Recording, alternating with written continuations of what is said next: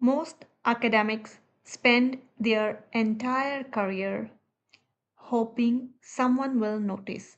But the fellows of the British Academy, they don't apply, they don't interview, and they don't campaign. They get elected by their peers as the single most distinguished scholar in their field. There are only about 52 spots a year in the UK, and if you don't know how the game works, you will never be in the room where it happens. So, today in this video, we are going to learn how exactly it takes to be a fellow. The letters FBA, Fellow of the British Academy, are among the most prestigious post-nominals an academic in the humanities or social sciences can hold. This isn't a membership you join, it is an election and it is rare. In any given year, roughly 52 UK based scholars are elected out of a field of tens of thousands of eligible academics. When you see FBA after someone's name, you are looking at someone whose peers have collectively decided this person has transformed their discipline. Basically, there are actually two routes to fellowship. The first is as a UK fellow. You must be habitually resident in the UK. Don't worry. The second route is as an international fellow for leading scholars based overseas. So there are up to 30 international fellows which can be elected each year. The standards are equally high, but the pathway is slightly different. The very first thing you need to establish is which category applies to you because your entire strategy depends on it. Let's be direct about the bar. Election is based entirely on your scholarly record. We are typically talking about full professors with almost 20 year or more years of published work, not just a long list of papers, but major monographs, books that other scholars cite, contributions that have reframed how a discipline thinks about a problem. Prolific isn't enough. The question is the fellows are looking for, has this person moved the field? If the answer isn't obviously yes, the nomination wouldn't succeed. Here is the process, and understanding it is half the battle you won. You can't apply for fellowship, you must be nominated by an existing fellow. The nomination is submitted to one of 21 subject sections. The group from philosophy to cultural studies. Within each section, a secret ballot takes place in March. The results are reviewed by group committees, passed to the Academy's Council, and the new fellows are announced publicly in July. The whole cycle runs annually. So if you aren't elected this year, the window open against next year. You can come with full preparation. Here is what nobody tells you, nominators, existing fellows. They aren't looking for strong CV.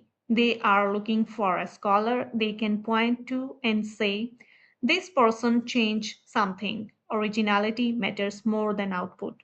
Long term impact matters more than recent visibility. And because only one of two scholars per field are elected in any given year, you aren't competing against everyone. You are competing against the two or three other people your section is also considering. This question is about you aren't excellent, it is about you are the most field defining scholar they haven't elected yet. So, to be successful, what can you actually do? A few things that matter enormously. First, be visible to fellows. Attend events, give lectures, engage with the Academy's public programs. Second, build relationships with existing fellows, collaborate with them, cite them.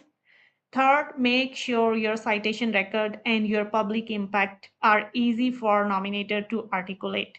If a fellow has to work hard to explain why you matter, the nomination will struggle.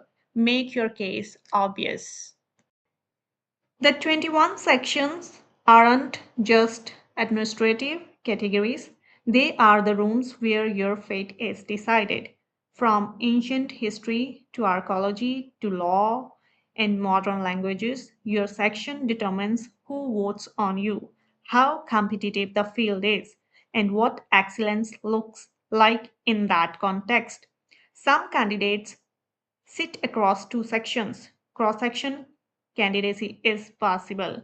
If your work is interdisciplinary, this can work in your favor, but you need to know who is in each section and where your strongest advocates are. Why nominations fail? Most nominations that fail do so for predictable reasons. A profile that's too narrow, excellent within a subfield but not known beyond it, low visibility. Your work is admired by students but not by people casting votes. A strong publication count that doesn't add up to body of work with a clear intellectual contribution, or simply being nominated in the wrong section where the competition is fiercer or your work doesn't quite fit. Understanding these failure modes is the first step to avoiding them. So, how timeline works? The annual cycle is nominations open in autumn, secret ballots in March, council confirmation in June, public announcement in July. So, what should you do right now? If you are mid career, your priority is your monograph, your grants, and building a public intellectual presence. If you are a senior scholar, your priority is making sure the right fellows knock your work. Go to the events, have the conversations, don't assume your reputation speaks for itself. Make sure it speaks to the right people. And if you get there, fellowship opens doors that are genuinely hard to open any other way.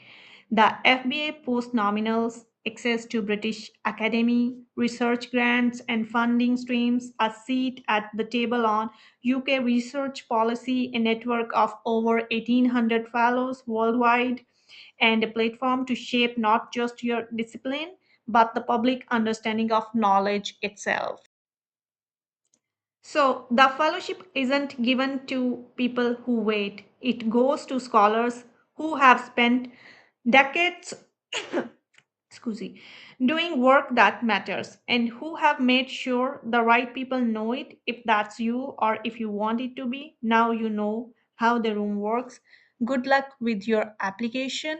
Subscribe and follow. I am attaching a link of previous fellows in the description, and if you want more details, there is a link. Go and click it. Thank you. See you again.